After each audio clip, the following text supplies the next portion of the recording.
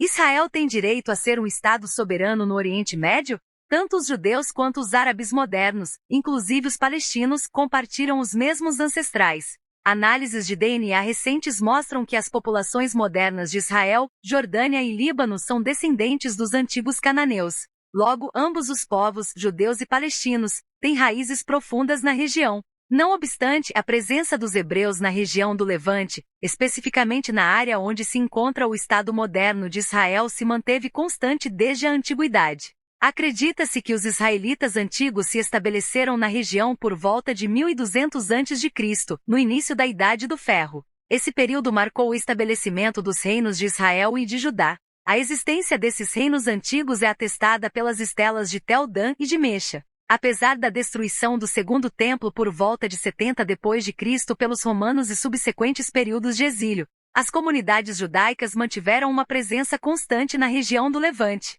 Isso é confirmado pela existência de textos como o Talmud de Jerusalém e os manuscritos do Mar Morto. A história do Estado moderno de Israel tem início no século XIX, com o início de migrações de judeus para a região do Levante, impelidos pelo movimento sionista. Esse movimento buscava estabelecer um país para o povo judeu em resposta aos séculos de perseguição sofridas em países europeus. As primeiras migrações, aproximadamente de 1882 até 1914, trouxeram vários desses imigrantes para a região, que no tempo estava sob o domínio otomano. Ao contrário do que muitos acreditam, esses imigrantes não eram invasores de terras. Eles compraram essas terras legalmente de proprietários ausentes, de acordo com o Código Otomano de Terras de 1858, que facilitava a obtenção de propriedades particulares. Mas essa chegada de imigrantes, infelizmente, trouxe consigo problemas para os árabes que alugavam as terras compradas e trabalhavam nelas,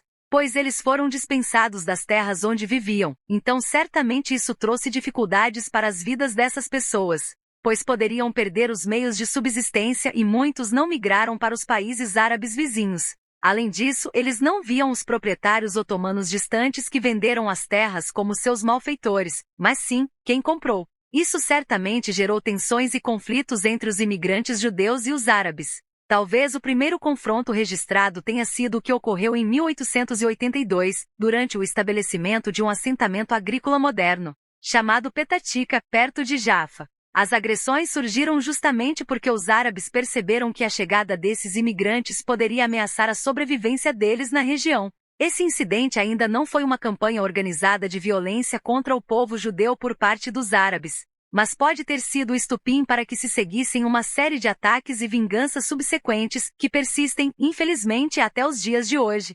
Mesmo com o Estado moderno de Israel tendo sido fundado e reconhecido internacionalmente em 14 de maio de 1948, e logo em seguida sofrido um ataque em larga escala vindo do mundo árabe. Assim, tendo em vista o reconhecimento internacional, a presença contínua dos hebreus na região desde a antiguidade e as compras legais de terras pelos imigrantes judeus, sob os mandados otomano e britânico, é possível afirmar e concluir que eles têm direito a terras e um país próprio na região, sendo que os árabes já tinham vários países onde poderiam viver. Os árabes iniciaram a violência, mas um dos primos precisa descobrir uma forma de encerrar